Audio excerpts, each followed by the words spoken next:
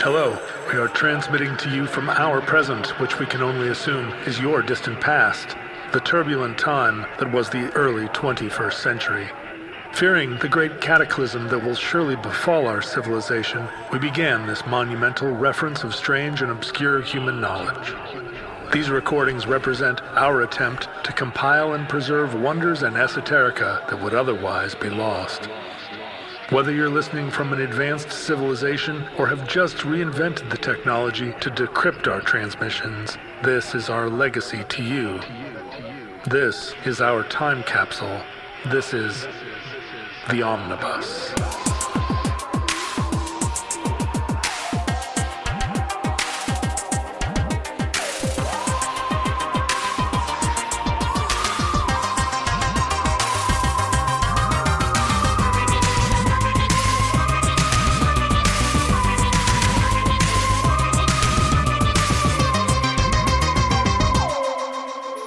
You have accessed entry 667.EX0722, certificate number 28099, Jugglers, the Internet.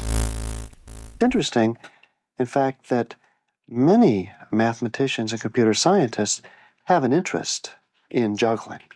I think it's the search for patterns and structure that is responsible for this. Well, welcome to the show. How are you, sir? I'm doing great. It's been good to chat. Luke, you are, we've just had a nice conversation. Oh yeah, in past tense. We have just chatted. We have just chatted for the Get to Know Me section of the Omnibus podcast. But just to fill in, You are a professional juggler who is reporting in from Berlin, Germany, or outskirts of. That's correct. I'm British and German, and I'm a professional juggler. And of course, we're going to be talking about some jugglers here. The jugglers we're going to talk about, not all of it is my area of expertise, but the juggling part, I'm a super expert juggler, not a super expert on some of the other topics which that we're going to cover today. What we didn't discuss in the beginning of the show was: are you actually going to perform any juggling for me today during the course of our recording? If it comes up, I can show something. Like, I'm not going to start with that. I'm not going to lead with doing the juggling, but like if I need to demonstrate something, if it comes up, I'll give it a go. People do want to point out and like to point out that this is an audio medium, the podcast, and so we try not to have a ton of content that would require you to watch. I could be juggling right now. The people who are listening, I could be juggling right now. I could have been juggling through every episode of Omnibus from the very beginning. I'm doing a little two-handed video, and then and then I had to chill out. On his phone all the time. That's. Do you speak German? Living in Germany now for almost 20 years? Here's the thing. I have to, but to get my German citizenship, I have to speak a bit of German. I can do my show in German. Here's the thing. Berlin is the city in Germany where you don't really need to speak German. Like, if I lived in another city in Germany, have to speak German, or in a small town or whatever. But like living in Berlin, like right in the center of Berlin, if people know Berlin, I used to live like right next to Potsdamer Platz and also lived in Kreuzberg.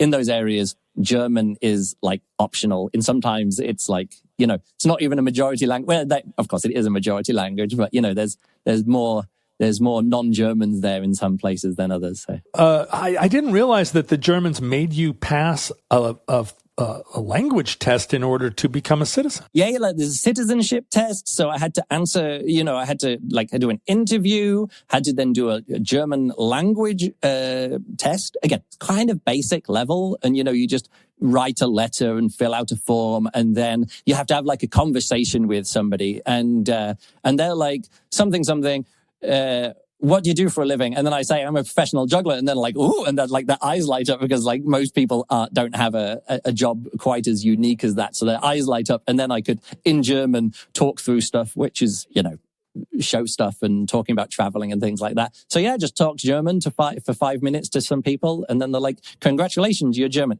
A lot more to it than that. But in terms of speaking German, it was like write a letter, fill out some forms, and speak for 5 minutes and chat with 5 minutes. So let me ask you, as a professional juggler, how often do you drop something, and how devastating is it to the flow of your show. If you drop something, is it like, oh, I have just been revealed as a subpar juggler, and now I'm red in the face, and I'm just trying to like wait for the hook to come out from side of stage and pull me off? That's interesting. I actually keep track of some of this. For years, I kept track of like how many drops I did in my show. And I would say like 1 in 7 or 8 shows, I can do my full show with no unchoreographed or like unplanned mistakes or something. And just to say only 1 in 7 you get through without but some my show kind is of like 45 minutes long, and there's like a lot of difficult juggling in there. So so that's probably about it. So I'd say like every 5 to 10 shows, I'll do a show with no mistakes and no drops. But of course, I am still dropping because as jugglers, we need to establish like what's difficult. I have to train the audience when they clap. And so I have various things where I will make mistakes on purpose to make sure I can set up that this is because it's a signal to the audience that you've dropped, so it's difficult. And then when I get it the next time, and you've got some, fun lines to say or some, and then if you get someone from the audience and you want to do some audience participation, if they drop or if they throw something to you and you drop, it's just then that's like an avenue for comedy and stuff like that. Like I can every single time when an audience member throws me one of the balls, like I'm juggling 4 balls and they're going to throw me the 5th ball and I'm going to start juggling 5 balls, catch it out the air. I can make that ball hit me in the face like 9 out of 10 times. So in every show that I do, if one of my 45-minute shows where I do an audience participation, like almost every single time the audience member throws me the ball, I'm meant to catch it going to 5, but it hits me in the face. And I'm like, it's him in the face, make jokes about that kind of stuff. So that's why I say when I'm talking about mistakes in the show, they're like unchoreographed or unplanned drops. I start off my shows with things which I know are like pretty solid and I'm not going to make any mistakes. And then later on in my show, the difficulty ramps up and that's when I start making mistakes. A bit. And if you're juggling something dangerous like knives, do you do a thing where you miss the knife and it sticks in the floor just to establish how sharp it is? No, because the knives that I juggle are not sharp. I used to perform with fire up until I started working on cruise ships. I had like this finale where I do some fire juggling. And then the first ship that I worked on, I was like, how am I going to I can't travel with like the kerosene, the paraffin that you use. And I'm not sure I'm going to be able to get some if I get on the ship, or I have to buy some and then try and get on. And I was like, well, I'll just take the knives. And then I performed with knives for the first time. And then since then, I've never performed with fire ever again, because the audience knows that fire is dangerous. Like if you mess up, you will melt the stage, you will burn your hand. But with a knife, people go, hey, it's probably not a real knife. And then they can relax. And then it's about the performance and the tricks and the comedy and the theater of it. People just, suspend disbelief that you're juggling knives. They're like, oh, that looks dangerous. But they don't actually think. If they actually thought, if I was juggling meat cleavers and I might lose 2 fingers if something goes wrong, nobody can relax. And when I was juggling fire, I realized that people weren't relaxing. And I actually like it at the end of my show to not make people like too much on edge. Right. Spend the whole show not realizing they're clenching. Yeah. And I didn't realize that my audiences were always clenching at the end of my show until I started doing knives. And I was like, oh, this is like way more fun. Like for everyone involved, it's way more fun if they don't think that like my life is at risk, their lives are at risk, the theater might burn down. There's like sprinkler systems on top of the stage. And I'm not worried about like a flame accidentally hitting a sprinkler system and going up, Right. Well, now, when I was coming up in my 20s, there was a resurgence of circus sort of in the culture, and it was connected to punk rock, or it was connected to alternative culture, right? The Jim Rose Sideshow Circus, and there were elements of, kind of carnival, but also there was quite a bit of danger, physical comedy, but often physical, like dramedy. Yeah. But you don't seem like you went to clown school. No. And you don't seem like, I don't see any visible piercings. So what's your relationship to that culture? Well, weirdly enough, like it's true. Like when I was getting into juggling, like in the late 90s, and I'd go along to my first juggling convention. I think it was like 1998 or something. My first big one was like in year 2000. So like when I was like 17, 18, 19, 20 years old, like when I was like, that's when I was really getting into juggling. It became like my main hobby, later my job. But at the time it was like a main hobby. a lot of the influence on the jugglers and the juggling was like street, especially in the UK, street show entertainment. So people performing in Covent Garden and that kind of thing. And it wasn't seen as like very artistic, and it wasn't very athletic at the time, or not very athletic. And these days it is like very technical. It's like the best jugglers have never even seen a street show. Whereas when I was going to these earlier juggling conventions and festivals, it was like everybody there would have had a costume to put on with like stripes or spots, or like you say, the counterculture kind of thing, like a leather kind of jacket, you know. Yeah, everybody had one of those. They were like, let's do a parade. Or a Ren Fair, like medieval, like kind of. Everybody was ready to go on the parade. Like some people would have unicycles, some people would have stills, but then everybody would have like some kind of costume. And now if you go to a juggling convention or a festival and you say, let's have a parade, everyone just turns up like with like, you know, like 3 balls in the hand, like, what's a parade? Like, what are we doing here? And it's like I mean, there are still a little bit of counterculture, a little bit of alternative stuff mixed in with it. But no, especially in Europe now, like there is very little connection with that counterculture kind of, my experience of meeting other jugglers and juggling with other people. So I think of it in the family of magicians, and you know, magicians are always they're obviously all trying to invent something new, but there's also a real stock lexicon of magic. Yep. And magicians kind of judge one another on how well they're able to do this sort of the 20 classic routines. And you can get up there as a prominent magician and just do routines that are 200 years old or 100 years old, and people will be like, that's amazing. I've seen all those tricks 1,000 times, but the way you performed them, you know, put you in this other category. I'm assuming in juggling there are the classics, but are you expected to be pushing the envelope? Does every great juggler you know have things that other jugglers can't do? That is part of it. Yeah, that is a big part of juggling. Like why juggling is such a unique thing is because it takes so much practice to get these tricks for the first time. And then even more practice to get them good enough to even try them on stage. And then even more practice to get them on stage so it looks effortless and you can perform them really well. That if you're putting that much time into a trick, why would you learn somebody else's trick? Learn your own trick. Or why would you learn somebody else's routine? It's like, if you're going to spend all that time and effort, most jugglers these days will just learn that, like come up with their own trick or come up with their own routine and do that instead. So, there is a bit of there are standards, like lots of jugglers will juggle, you know, like I do knife juggling on a roller bowler at the end of one of my shows, and other people would do like fire juggling on a tall unicycle, like street show style. There are some classic routines in that way, you know, like with stock material. But again, when it gets to the more difficult juggling and technical juggling and tricky juggling, jugglers mostly will work on a few standard tricks, but when it comes to choreographing and coming up with a routine, they want to work on their own things. So as an artist, you know, one of the things about artist as a juggler. Well, I believe so. That means something to me. Because I'm trying to, you know, as you walk around the house with a guitar on, kind of absent-mindedly doodling around on the guitar, and then suddenly you hit something, you play something a few times, and there's a moment of inspiration where you say, "What am I doing here? Like, what if I wanted to do that over and over? What if that was a part?" Is that a thing? Yeah. And so I'm picturing you walking around the house, talking on the phone to somebody, some German plumber, where you're like, please, you know, can you come fix this? But you're also sort of absentmindedly tossing things in the air as you walk by. You pick an orange up off the counter. So sorry to say this, John, but juggling just isn't that.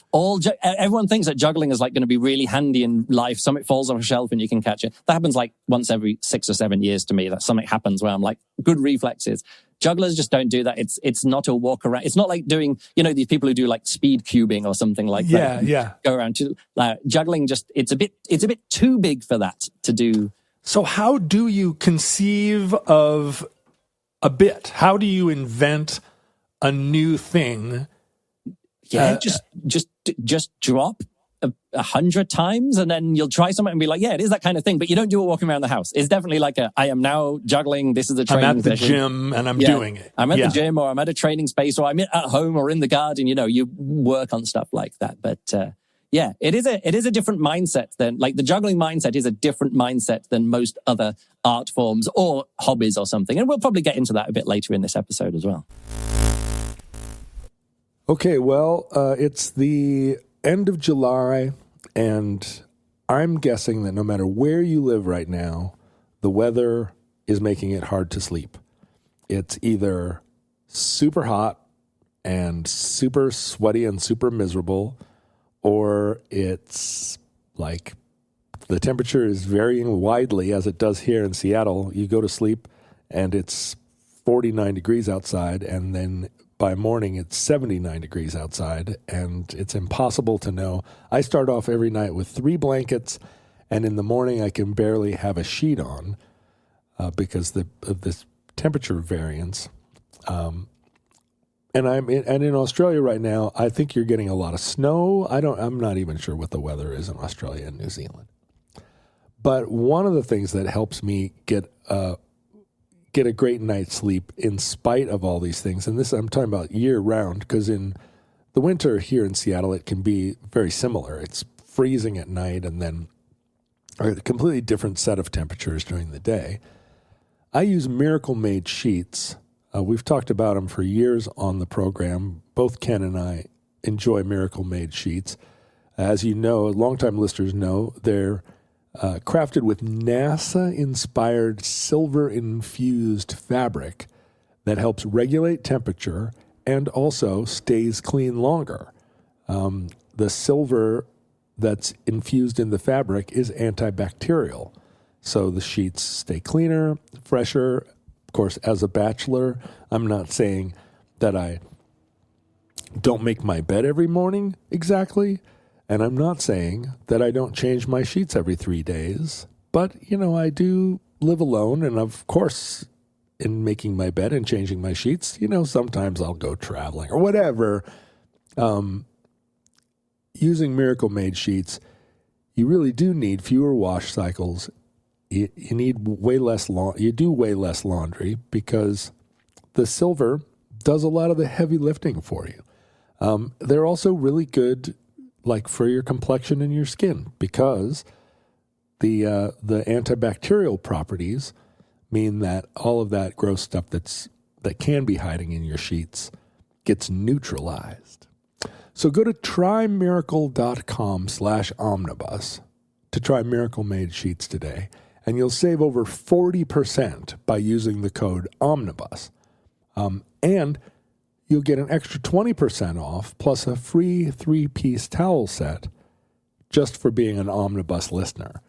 Plus, they make an amazing gift, and I know some of you are buying presents or thinking about Christmas presents in July, you crazy kooks.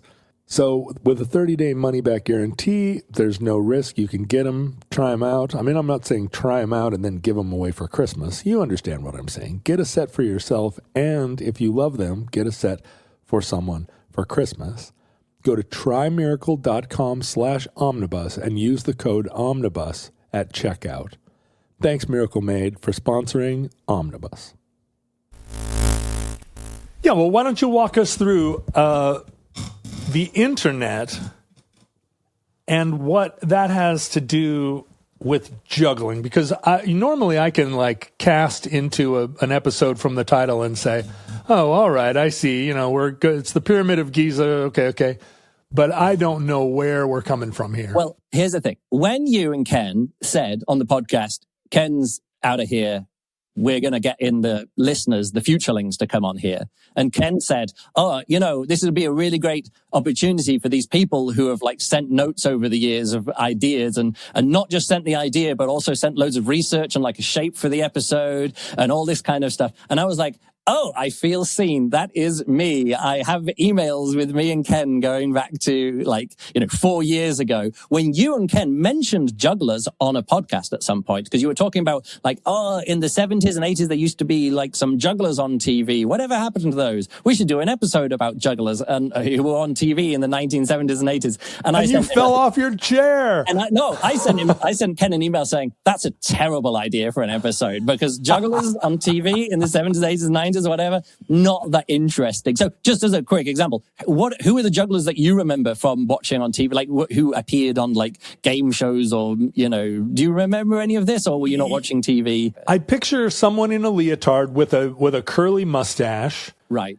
That's kind of doing comedy, but you know, like the type of comedy where he tosses 5 eggs in the air and one of them lands on his head. Yep. But I can't think of a juggler by name. No. Okay, well, I thought, Ken would, because he messaged back saying, like, the Flying Karamazov brothers. Have you heard of the Flying Karamazov brothers? Yes, of course. Yeah, Michael Motion, who had, like, a PBS special and was the hand of David Bowie in The Labyrinth, you know, that kind of thing. There have been, like, these different waves of jugglers who would be good enough that then they'll be featured in TV appearances, you know, and, you know, Flying Karamazov brothers in America were one of them. In the UK, there was the Paul Daniels Magic Show, and that was sort of like this variety show TV, and they would get all these jugglers on there as well. And now, how much of juggling and magic overlaps, right? Juggling does feel kind of like magic, and magic does involve a lot of, you know, but it's sleight of hand. I would say they are like opposite in terms of what do you want the audience to be looking at and believing? Because with juggling, you want people to be looking at you, believing that everything is happening, and everything is happening. Everything is live. And if something goes wrong, you can see it go wrong. You know, you see someone drop. But it is a very live, physical kind of thing. And with magic, you actually don't want the audience to see what's going on as much. Like, you know, there's some magicians who do let the audience see, but generally it's like an opposite kind of thing. With a magician, you want people to feel the wonder, but don't want to see how it happened. Within juggling, you want people to feel the wonder and be 100% clear what's happening there. So is there no instance in juggling where it looks more impressive than it is? Like there's a trick that kind of confuses the audience in such a way where they're like, that's impossible, but in fact it does happen sometimes, but weirdly enough, jugglers don't like that. Jugglers want you to think that what you're doing is actually really difficult, and it's kind of like a source of pride for jugglers not to take the shortcuts. You know what I mean? I see. I have this thing which I made a 3D printed thing with like a bearing on. So when I spin a ball on my finger on one trick that I do, the ball spins on a bearing and spins there. And there's no rules against that. But people are like, oh, so you're cheating. And I'm like, there are no rules to juggling. There isn't a rule book that say if you do this. But yeah, it's sort of like just a source of pride of jugglers that we don't use gimmicks and don't use cheats and don't use sleight of hands. It's like, yeah, everything that you're doing here is actually happening. How long can you spin a ball on your finger without a bearing? I would imagine that just your finger alone would slow the ball down pretty fast. Well, it depends on the ball, and that's the problem. It depends on your finger, it depends on the ball, it depends on the humidity, it depends on all kinds of things. And I wanted to take all that variability out of my show when I'm performing what's called a Brun finale, which is a Francis poem, when I'm juggling 10 objects at once, and the spinning ball is just one of 10 things that, you know, they're going on at that time. Right. I was like, I need as little variability in this as possible, and that's why I made this bearing fingertip. And it's still the same trick. I can do it just as well without that, but just the ball spins a bit longer. So yeah, it just adds, it like doubles the amount of time that's available for me to feel comfortable and then start the trick and then finish the trick. But you would never notice the difference because I'm finishing beforehand. It's just a little bit more stability. But now I'm remembering being a child and watching someone on a variety show of some kind, getting a bunch of plates spinning on tall poles. Yep. Are those plates really plates? Are they really spinning on tall poles? Yeah. You just have a slight hole drilled off center. So when you get the pole and go like this halfway down, the top goes like in a counter spin and keeps the plate spinning. So there's no trick to it except that each plate will have like a tiny little divot in it to stop the pointy bit of the pole skidding away. Or put it this way. When I did it, when I did it a bit, I did that. But I would never do that because like you break plates all the time and then you got to replace the plates all the time. And I try and keep the consumables in my show as small as possible because I just hate replacing stuff in my show. So yeah, exactly. Well, yeah, as you say, why cart gasoline everywhere where when it ends up just being a drag for everybody? But you do shows. This is the thing, I guess, that most astonishes me. You're doing shows on cruise ships, and having done now, I've performed on almost a dozen cruises, and even just getting up on stage and doing some goofy, like, slapstick nothing like I do with a guitar, sometimes that boat is rocking back and forth, up and down.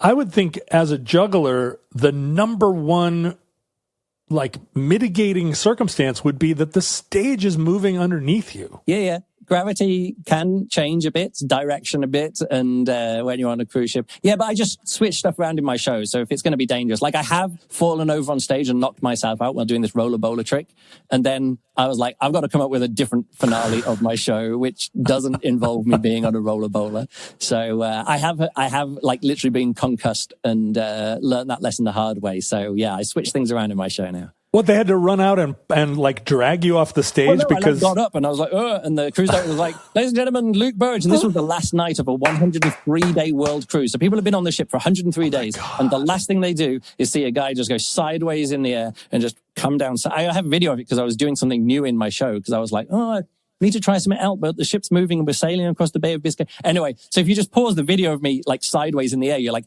did this guy break his neck or not? And you'll be like, 50-50, probably broke his neck, maybe not. And then I come down and then I stand up and they're like, Luke Burrage, and people are like, okay. And then they'll leave and they'll cancel the second show after I went to see the doctor and like, yeah, you got really bad concussion. I'm like, eh.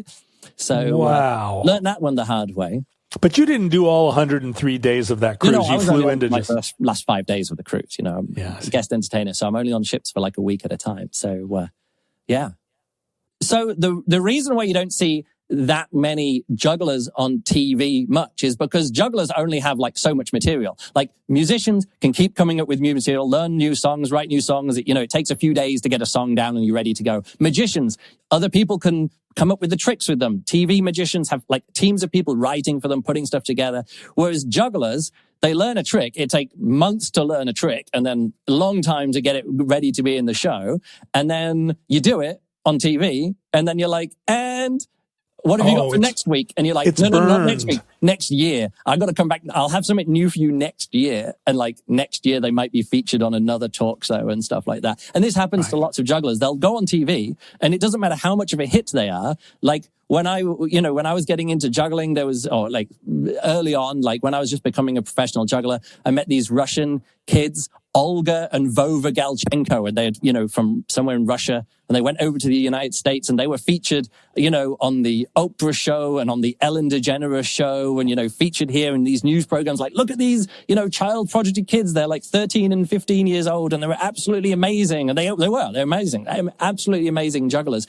But you can only do that for like 2 or 3 or 4 TV appearances. And then like the world is like, all right, jugglers, what else have you got? And us jugglers are like, that's about it. Right. Like I've got like, 10 routines that I do in my 2 shows. And once I've gone through them, like I can't, like I'm not like a stand-up comedian who can come back with another 5 minutes next week and appear on the TV show, on the chat show, on the, Johnny Carson show. It's like, no, the jugglers, they do their act. And then it's sort of like, okay, that's it. And magicians and musicians and comedians, they can, there's always a bit more material. It takes less effort to get through the more material, whereas us jugglers don't. So this is why I was saying to Ken, and emails like that, you've only got so many times that you can see Vova and Olga Galchenko on the Ellen DeGeneres show, and they're not going to be invited back. Whereas like a movie star would be invited back each time they come out with a new movie, every musician with a new album or a new single, you can invite back. But jugglers, it doesn't work that way. So I told Ken, what you need to do is you need to talk about some of the most famous and influential and important jugglers in the world who are not known for their juggling, but for something else. And that's what today's episode is going to be. So, like, I'm an expert at juggling. I know a lot about juggling, but we're going to be talking about computer math, which I'm not an expert in. I didn't do that. I don't do that as a job, but I know enough to be dangerous to go into some of these examples. So how many of these, how many situations are there where a person is a juggler and then develops other skills? And how many of these are situations where someone is only juggling as a side, as a way of like doing math computations in the air. That's and then what we're going to be talking about. Oh, so right, good. Should we go through some of these examples here? I would love to. So this is like we're in the episode now. Let's get into it. So, have you ever heard of Claude Shannon? No. 100% I can confirm I have never heard of Claude Shannon. Claude Shannon should be, in my estimation, not just because he was a juggler, he should be as famous as Einstein and, Isaac Newton and stuff, because he invented computers. In the Claude West, Shannon. Claude Shannon, yeah. His master's thesis invented like what computers are, to the point where, have you ever heard of a bit? Oh yes, I know what a bit is. Well, I've seen the movie. Bit. What Claude Shannon did in his master's thesis when he was like still at university, he wrote a paper as his master's thesis called "A Symbolic Analysis of Relay and Switching Circuits," where he was like, "Hey, you know what we can do is we can use switches to like kind of encode computer." Well, before they were even called computers, we can use this electrical signaling to switch relays, like, the automatic, telephone exchanges kind of relay stuff. He's sort of like, we can do Boolean mathematics. So if you've ever heard of like when people talking about computers where you're like logic, like what's the logic of this? And they're like this and that, this, not that, this, not and that, and all these other kind of stuff. One guy came up with the idea that you could do this with switches.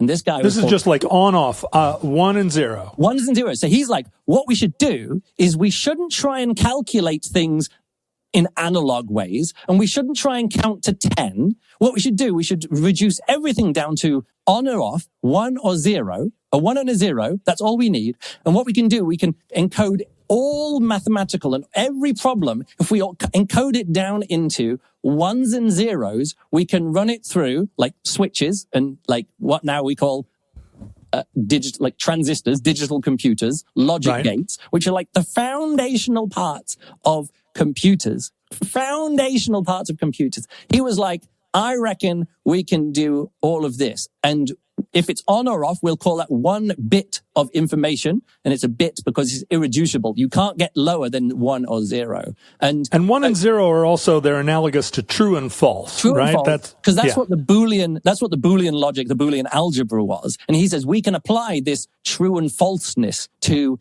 information. And he invented, in this, which is literally what all computers are now. Because lots of people think, what about like the Enigma machine and, Alan Turing and things like that. But the Enigma machine, at Bletchley Park over there, their computers, the Colossus computers, they counted from 1 to 10. So you'd have, 0 to 9, let me put it that way. So you'd have a row and this is 1s and this is 10s and this is, but it only went up so far. Yeah. And so it's kind of like that was a computing dead end. They didn't know it at the time, but it was a computing dead end. And a few years before, like I say, in 1937, Claude Shannon had written his master's thesis, which literally said, let's just get everything down to ones and zeros. And if we bring everything down to ones and zeros, from there, we can then build up all of computing. I'm so embarrassed to have said so emphatically that I didn't know who Claude Shannon is, because, I mean, obviously this is something that Ken, if you asked any of these questions, Ken would know all about it. And normally I'm very good at going, and that leaves me a plausible, in people's imaginations, it's plausible. They're like, oh, John probably knew all that. He was just pretending that he didn't. Yeah. But in this case, I said, I don't know who Claude Shannon is, and I'm sure tens of thousands of futurelings like rolled their eyes to death. No, I'm not even sure. I'm not even sure because again, he's not a well-known, mathematician or science guy. Why is that? Why is he not? Why is there not a statue of him in Piccadilly there are statues Square? of him in MIT and stuff like that. Like but the thing is, among the people who know who Claude Shannon is, it's like he's so foundational that it's just assumed that everything you are doing on a computer is like post Claude Shannon computing. Right. That's why I say it's like Darwin. It's like, Isaac Newton. It's like Einstein. Like they do the thing in their field, which after that, it's like they're so assumed to, like that you're working within their framework that if people do something which doesn't have Claude Shannon's fingerprints on it, it's like not even computer science anymore. It's not even information theory. Like he is like right at the core of those things. So wow, that's fantastic. the first thing he did. Later on, a few years later, 10 years later, he published a mathematical theory of communication, which is like, all right, we've got ones and zeros here. But then when we send these ones and zeros to another thing, if we're communicating between two systems, how do you know if the other side has got the correct message? Yeah, right. And what if they missed the first 1 or 0, the whole thing's going to be upside down. Real Enigma machine kind of thing. Like the first code that they send in the Enigma machine is like, what's the code for the day? And if you miss that, it's like, you don't know what the code is for the day or whatever. I don't know enough about Enigma machines, but it's that kind of thing. And so when he wrote this, the mathematical theory of communication, it kind of founded an entire new form of mathematics, which is, information theory. And that's why Claude Shannon is known as the father of information theory, which is all about how far you can reduce a signal of ones and zeros down to like compress it to, first of all, how small you can get it. And if you get it down to the Shannon limit, anything below that is like noise. It's like indistinguishable from noise. And there's only so deep or so deeply you can compress something. And then also, how does the other people know that you've got it? And so pretty much these papers and other papers that he wrote are foundational, not just to like how the internet works, but like all of modern computing comes down to this one guy, Claude Shannon, and he was a juggler.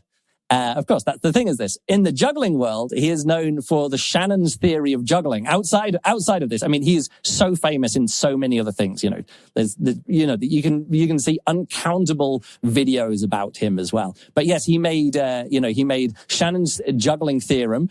Also made a juggling robot, which was a bounce juggling robot. And it's a really fun little thing. It's sort of like, he called him W.C. Fields. And it was like this thing where the balls bounce backwards and forwards. It's the very first juggling robot. Another robot he made was which was a mouse, which went around the maze, was the first example of machine learning, because the mouse had like these sensors underneath it, and it could track where it was, learn where it was, and then you could put the mouse down anyway, it would find where it was, and then start learning the fastest ways between it. And it's the first ever example of machine learning. He was a robot builder too? Yeah, not just juggling robots. The more important robots are the mouse robot. He also came up with the idea of not just compressing information, but once you get down to a certain level of video compression, not video compression, like information compression, what you're doing is you're actually predicting what the next thing could be.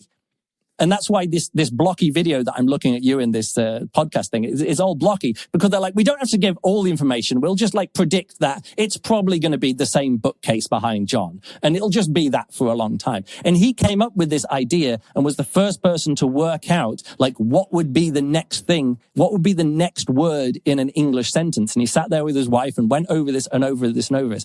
And what he came up with was just like a model to predict what the next word would be in a sentence. And if this is feeling familiar to you, this is because this is like the basis of large language models and, prediction models, which is why now one of the two big AI companies, you've got, OpenAI with their OpenAI thing, and you've also got Anthropic, and their AI is called Claude.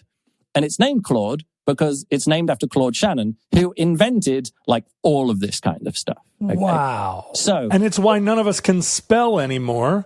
Yeah. Because the cloud. Yeah.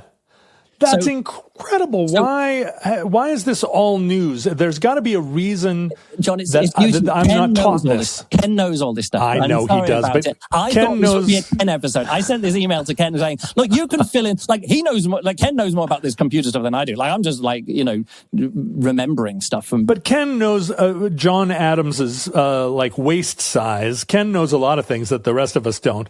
But why was this not taught to us in school? Why, like you say, why is Claude Shannon not as well known as Einstein? Again, in computer science circles, he is like not just well known, it's like the foundation of everything that you do. And that's why he's now got, I think it could be that he might be more famous for like the Claude AI being named after him. If you say Claude now, but I sent this email to John before Claude was even a thing, because I sent this email to him like 4 years ago or something. You're talking about Ken. You sent it to Ken. I am John, and I didn't get this email. Maybe Mindy got it, but not John. I can tell you that. So yeah, we got to move on. More examples. Okay, so let's move on from Claude Shannon after we've had the reveal. Yes.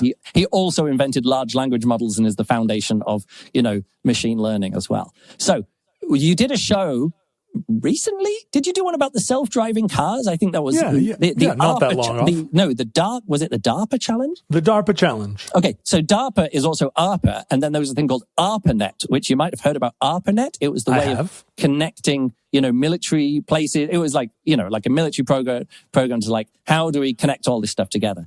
That's the thing. If it's connected at all to the Cold War or any kind of fighting the Russians, then I'll know all about it. So ARPANET was a project where like the US government or the Defense Department or whoever it was, I can't remember, was like, hey, we want like a switching network with like redundancy and routers and all this kind of stuff. And they're like, who wants to do this? And they like opened it up for people to compete for to bid for it. And the company that ended up building ARPANET was called BBN Technologies. BBN Technologies, based in Boston / Cambridge or wherever that area is there, was taken over by Jugglers. And this is how I knew a lot of this, because I was into juggling and met lots of other jugglers who were talking about the legends of the people who were building the internet at, ARPANET and BBN Technologies were all jugglers. Okay. Now there's this thing called the International Jugglers Association, which actually started as a part of the magician circle kind of thing. And there was a lot of jugglers and they were like, hey, we should have one of these for us. So they had a jugglers meetup at one of these magic circle meetings or whatever. And then the jugglers started having their own newsletter and their own meetings. So there's been, yearly, for like the last 70 years, there's been yearly annual juggling meetups in various places around North America. So ARPANET, built by BBN Technologies. And I heard stories about this. And when it came to this episode, when Grant called me and said, all right, get together you research, make sure you got all the notes. I started researching this and I was like, I know about this by a word of mouth, but like I couldn't find it. But then I did find some stuff about this. I found some scans of some magazine articles and some oral histories about people who worked on ARPANET. And there's this guy called Dave Walden, and he's written bits and pieces about this. And again, this is stuff that I'd heard like secondhand, third-hand knowledge back like 25 years ago. But I did find some stuff about it, which it said here, there was a juggling phase at BBN Technology. It spread to other early internet sites. So what happened was a few people who were working on ARPANET at BBN Technologies started learning to juggling, and then they would message other people about juggling. And when they were doing meetups and scientific stuff, all the jugglers would get together. It was a use case for the internet. The only reason that they wanted to talk to each other was juggling. You're closer than you think, because what happened, these guys volunteered to start running the International Jugglers Association festivals, and it didn't happen straight away. But one of them volunteered to do to run the newsletter. And the way the newsletter worked is, this was before the internet. You couldn't just look up people anywhere. So it would be the name and address and phone number of every member of the International Jugglers Association would be posted out every year or every few months, or depending on what the circulation was at the time. It changed over the years with all the people. So if you were traveling around and you visited a new place, you could look up who were the jugglers here, and then you could meet up. It was like a social network before there were social networks. This newsletter with the names and addresses and telephone numbers of everybody in an association of like 500 people or whatever it was at the time. And so what happened was that BBN, this company, was like, oh, we can run that on our computers. So the BBN, which was the people building ARPANET, became the headquarters of the International Jugglers Association, run by people who were there at the foundation of ARPANET. And this was in the late 1970s. Well, let's move on to our next star of the show. We've talked about Erdos numbers. No, we haven't. You've talked about Erdos. You did an episode. At great length. What's that? Bacon numbers? What was it? I can't remember. Yeah, Bacon Erdos Sabbath numbers. Oh, Sabbath. That was the one I couldn't. And this comes up all the time in my life now. The fact that we did that show, people come up and want to talk about their I mean, very few people have a Bacon Erdos Sabbath number. I can count them on one hand. But okay, Erdos didn't come up with the idea of Erdos numbers. Somebody else came up with the Erdos number and popularized it. And his name was Ron Graham. Have you ever heard of Ron Graham? Well, if we didn't discuss it in the Bacon Erdos Sabbath episode, he was the guy who had not the most papers, but like he was the guy who like put Erdos up in his house and was like one of the one of the main guys. Who popularized the Erdos numbers. He was also famous for having the largest number ever used in a mathematical proof for a long time. Graham's number was classed as like one of the world's biggest numbers, the largest number. Of course, you can just say Graham's number plus 1, but he used it to prove something in some, to be honest, way beyond anything that I can ever understand about this. Anyway, he worked at Bell Labs. He was the director of like technologies, or like director of research at Bell Labs for a while. He does lots of signal stuff. I don't know. Again, this is a little bit tenuous of building the internet, but like he's like among mathematicians. If I say Ron Graham, everyone is like, oh yeah, Graham's number, Erdos number. Like everybody knows this guy as well. Yeah. Turns out he was also the president of the International Jugglers Association. So he's like right there, right there. Well, now, did he come at that because that he was interacting with people at MIT and they were like, hey, you know what you need to get into? Guys, it's all MIT. It's all Boston. It's all MIT. Of course, where's Bell Labs? Like Princeton. It's all of these like schools. Everyone coming up to each other and all bumping into each other. All this. There's some. But it isn't an affinity for juggling that brought him into math. It was math that brought him into juggling. It's the same mindset. And it's really funny because I was doing this research, I found some fun, like people writing on their blogs were sort of like, yeah. And then I was at the IJA festival and someone said, oh, what's your name? And he's like, I'm Claude. And he's like, oh, this could be. And it's like, Claude? He's like, Claude Shannon. And he's like, I'm like mind blown because he's like this mathematician and computer scientist. And then Claude Shannon's like, oh yeah, come back to my house, and goes back to the house and sees the juggling machines and sees like the first ever learning computer. And of course, Claude Shannon was at the IGA festivals because he's a juggler, and all these other people were there because they were jugglers and maybe met through universities or got into juggling via these juggling. So many of the jugglers wouldn't have even known who Claude Shannon was as a mathematician. But the mathematicians at the IJA festival were looking at Claude Shannon and going, holy shit, that's Claude Shannon. And also, Ron Graham is the president of the International Jugglers Association. So like world famous, mathematicians and, directors of research at Bell Labs. Like it's the crossover between jugglers and this computer maths world is, again, it's not a perfect Venn diagram circle, but there's like a big blob in the middle there where it's overlapping. Now, Shannon lived into the 2000s, so he saw... Who's that? Claude Shannon lived into the 2000s. Like he lived to see the whole world bloom around his... Yeah, like he was there around his invention. Like he invented computers, but then was there for the birth of the internet, okay? I just went back to my high school reunion, my 40th high school reunion. And I think everybody knows that hair loss affects men differently, and it affects a lot of men over the course of their lives. And I think people who lose their hair young reckon with it. But as you get to your 40th reunion, almost everyone is losing their hair in some way or another.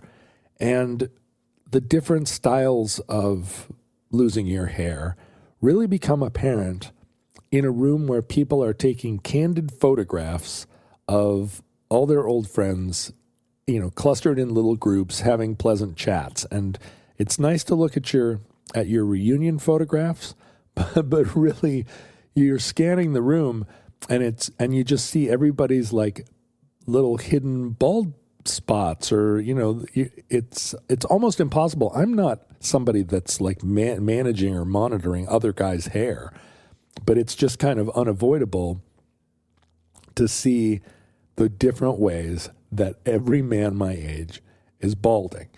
And I think for a lot of guys who've made it into their 50s and believed about themselves that they still had a full head of hair, some of those bald spots are really getting under their skin.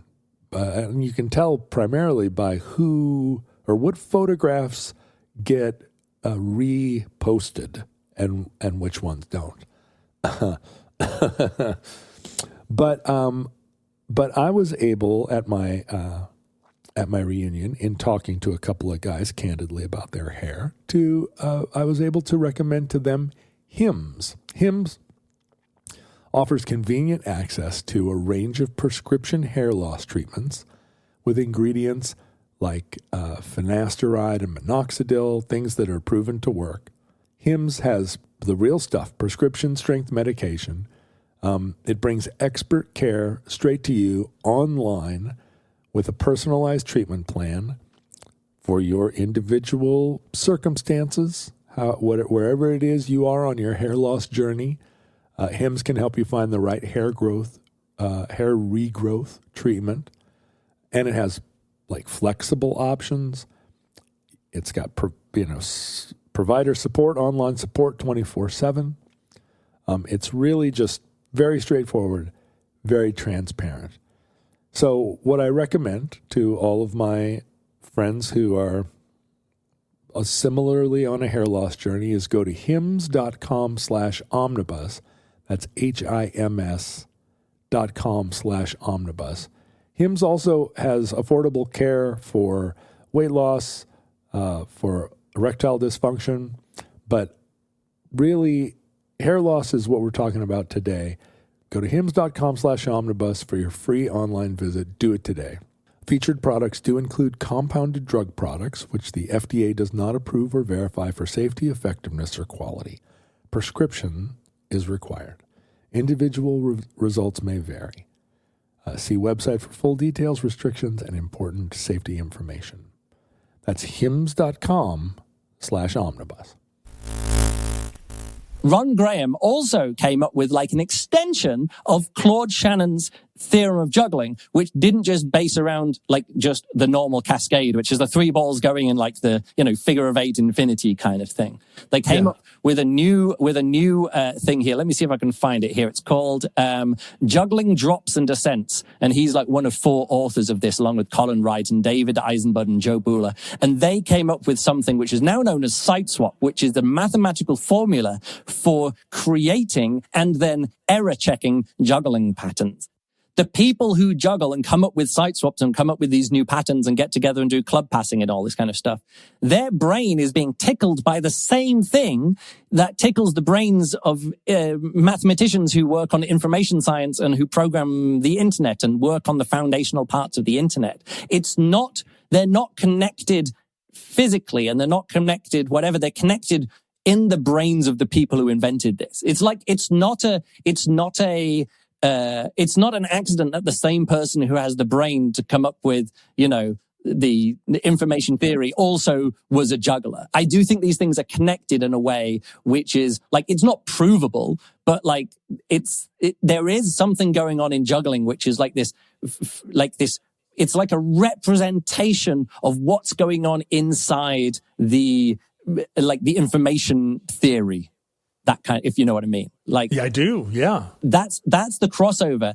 Juggling is like a physical embodiment of something which is on the verge of chaos, but can be understood and controlled via mathematics. And so did juggling then continue to play? Are there jugglers all around us now? Are there jugglers? Should we speed run through some more of these so I don't need to get into so much detail here? Please do.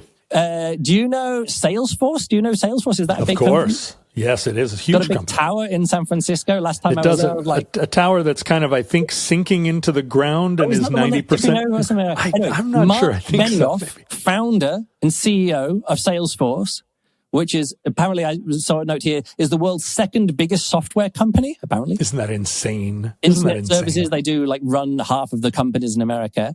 The first application, the first bit of software that Mark Benioff sold was called How to Juggle. And he did it when he was a high school student. He wrote a program called How to Juggle and he sold it to some computer magazine for $75. There you go, Wow. Mark Benioff, founder of Salesforce. Bram Cohen. Have you ever heard of BitTorrent?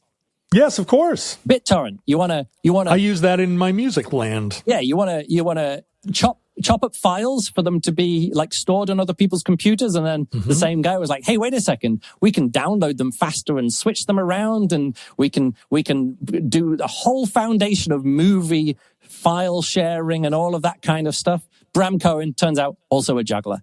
Now he's made his money from BitTorrent and crypto and stuff like that. He's just juggling gold bars. He's a hobby mathematician and a hobby juggler. You know, he does juggling work. So he writes about it on his blog, or used to as well. So that's another one as well.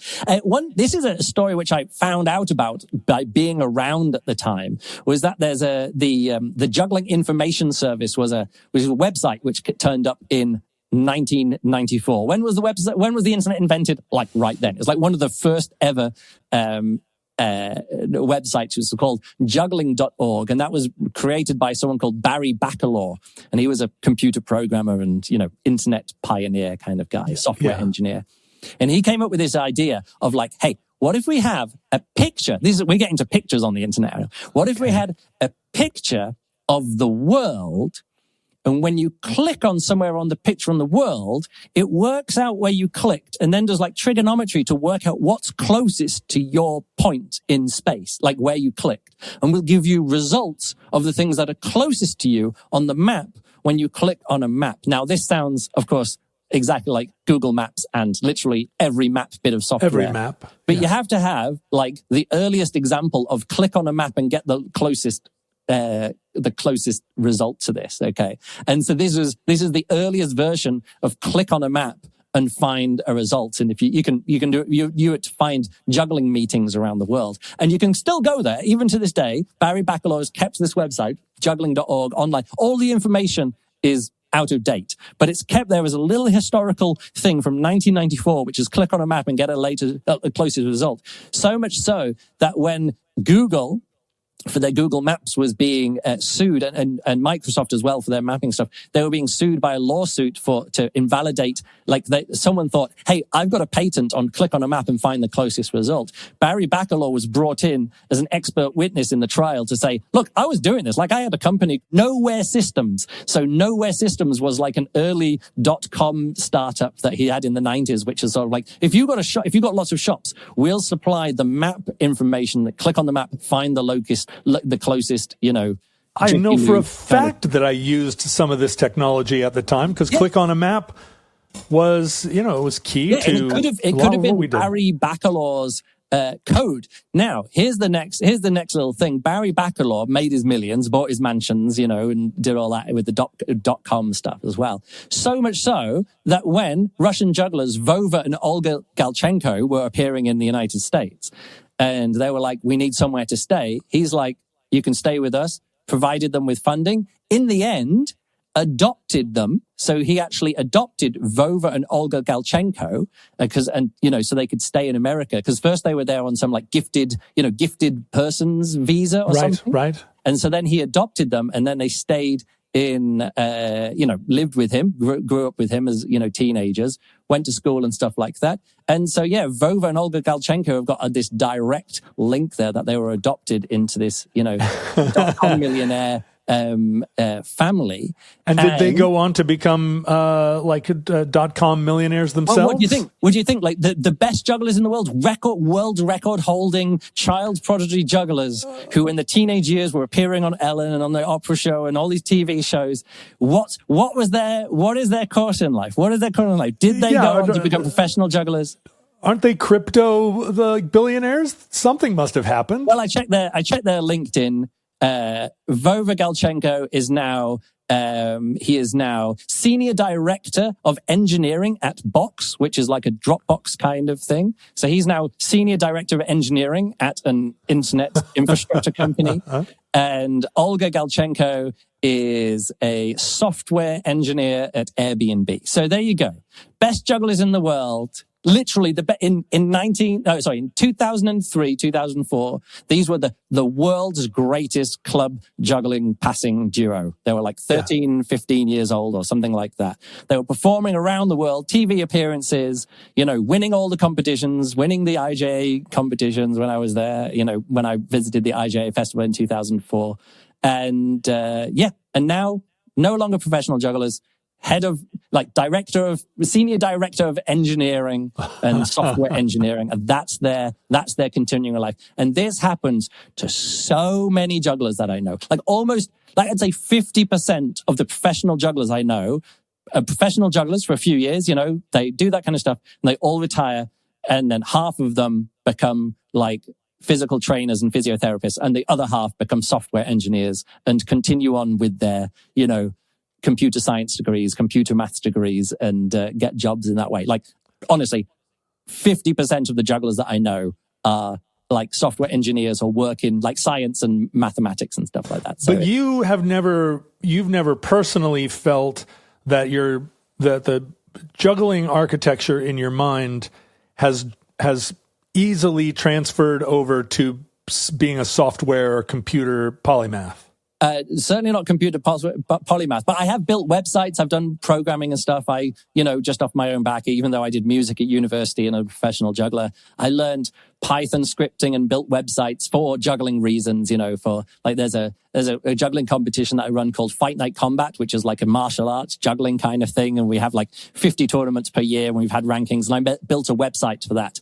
And so, yeah, I have written entire websites and, thousands of lines of code working on like a sports league ranking system, like based on the tennis computer ranking. Yeah, you just toss this off as like, oh yeah, well, I'm not a computer guy, but I have written thousands of lines of code. Thankfully, and here's big turns out, Claude, I don't touch that code anymore. There's a bug in the website, and it's like, Claude, why is this not working? And Claude comes back like 3 minutes later, like, oh yeah, I've rewritten it, it works now, and I do, and I check it, it's like, great. I can, Claude, thank you very much, Claude Shannon, for inventing large language models, and Anthropic for making a thing that now all of this stuff can be out of my head and I can use my brain for other more important things like podcasting with John. It does feel like if you have incorporated juggling and martial arts, all you need to do is bring in breakdancing, and you will have you will break Instagram, you will own the internet for all times. Can you just add that 1/3 element? Yeah, it does happen. Like sometimes where, like the Diaboloists, they have the Diablo battle, which is like a breakdance kind of like b-boy battle, and this Diaboloist going up against you. That's like a really fun event. No, combat juggling, it goes viral like every 2 or 3 years on the internet. It spreads around, and I get like, 1 million views on a video somewhere, right.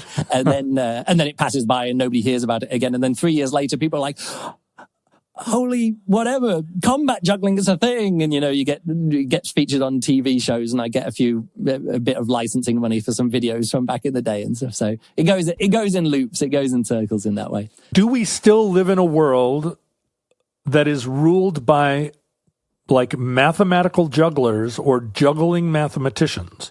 They've done it. They conquered the world. Claude Shannon, you can't get any more than that. Like he invented the foundation of what became site swap and modern juggling. He also invented literally using Boolean algebra to come up with programming like that. And all these other guys after it is just in his shadow. But I'm trying to figure out, is there a pipeline where jugglers are continuing to be, inserted? All these, like, I know, like, how many, like, I went over to the Portland Juggling Festival one year, and like all of those guys came up from San Francisco. It's sort of like, oh, you were the 30th employee at Google, and you've been working at Apple for like all of those guys are still there. They're all members of the IGA. They all meet up and stuff. Less so in Europe, but there's there's a reason why the IGA keeps going on and keeps ticking on, because they've got .com funding. All these guys. So this is crazy.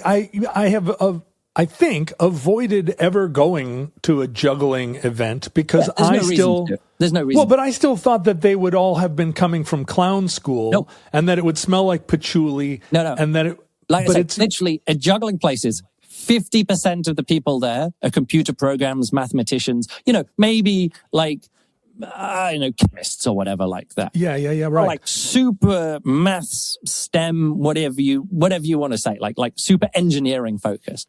Well, now I want to go. Now, are you going to be my juggling, like booking, like cruise? Who's the person on the cruise that decides where you go? It's the Love Boat.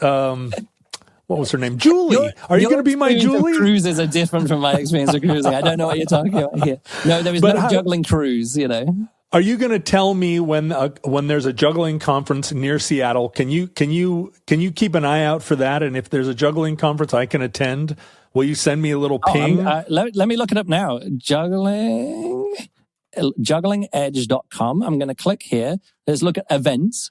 Let's go down, change regions to North America, update list. Again, jugglers building websites for other jugglers. So Portland Juggling Festival, not far away, end of September, Portland Juggling Festival. It's one of the largest juggling conventions in the US. There's probably be like 500, 600 jugglers there. It's often at Reed College. Do you know Reed College? All too well. Reed College is where the Simpsons television show was invented. Yeah. But Matt Greening went there, but it's also, they used to make their own LSD at Reed. Yeah. Reed College is like one of the biggest places for juggling in the UK, in the USA. Also, where Steve Jobs went to college as well and dropped out. Right. So that's right. So he was probably hanging out with jugglers at Reed College as well. So you can go along to, there you go, Portland. I'm sure there's others as well, but that's the ones that are on the list for this year. Well, I will make an absolute point to go to the one in Portland this year. Portland is just a suburb of Seattle in terms of well, there you go. Whether or not I will go there for the opening of an envelope, and so it's on my list now. I feel like I'm a proto-Shannonian now. Like I'm going to go spend the rest of the afternoon reading about Claude Shannon, and by the end of that, there's a lot to go. There's some videos of like every newspaper article, a magazine article. It's always like, look at this guy riding a unicycle down the corridors of MIT, and he juggles, and also he invented the computer system and internet. And all of them like lead with, he's a quirky guy who juggles 3 clubs, and all of his profile pictures of like these magazine articles. It's always him holding juggling clubs or holding some juggling balls. It's like really funny. I feel like I've been living in an alternate timeline where Claude Shannon could have been somebody that I knew all about starting 40 years ago. Yeah. But 40 years ago, his invention hadn't impacted the entire world. Like the internet and computers had impacted some people's lives, but like you're Gen X, I'm like cusp Gen X as well. Like I remember sitting like in school, and they came and they said, check this out. And they brought this this box, and everybody got like a smaller box out. And you opened the box and took out something that was wrapped in a bit of plastic, and you took the bit of plastic out, and they're like, this is a calculator. And we were like, 1 plus 1. And they're like, great, that's calculators. Now everybody put the calculators back in the packets, put them back in the box. They weren't back in the box, and they left. And I didn't see another calculator for like 2 years. It was like a tech demo at our school of calculators. Like that world isn't the world that we live in now. That was, Claude Shannon's world was like another 20 years off from when I was at primary school. And they did literally a lesson, which is look at a calculator. Claude Shannon's work is so foundational that as soon as you get like 2 steps above it, you're working in like computer languages and you're not touching those ones and zeros anymore. Yeah, that's right. I mean, you are kind of, but like that's what high level and low level languages talk about. Once you're down at that low level, when you're literally going, punch cards. If you're doing punch cards, you're right in Claude Shannon world. And that concludes juggling, the internet. Entry 667.EX0722. Certificate number 28099 in the omnibus. Futurelings, whether you are a Boolean mathematician or a juggler or both or neither, we discourage you from spending any more time on the internet than you have to unless you need to rewrite the code of your juggling website and you are at your wit's end, and Claude is going to do that work for you. Otherwise, in avoiding social media and the internet, there are only a couple of places I can recommend, and those are any place where Futurelings congregate on Reddit, Discord, Facebook, elsewhere. Just look up Futurelings, and you will find a dedicated and enthusiastic group. Luke, do you go on any of the Omnibus social media? Is I went over to patreon.com. Yes. And I'm a Futureling and have emailed in various times for addenda shows. And so I suggest people head over to patreon.com/ the name of the Patreon of this podcast.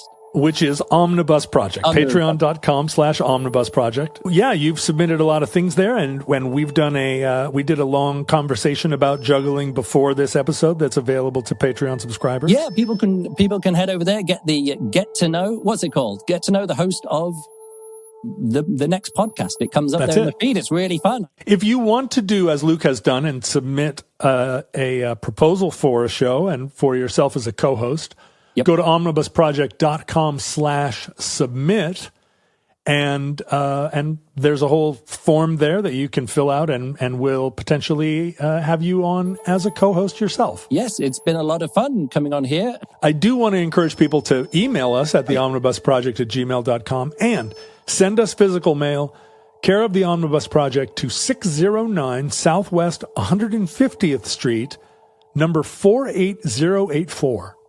Burrage, Washington, 98166-9998. Futurelings, from our vantage point in your distant past, we have no idea how long our civilization survived. We hope and pray that the catastrophe we fear may never come.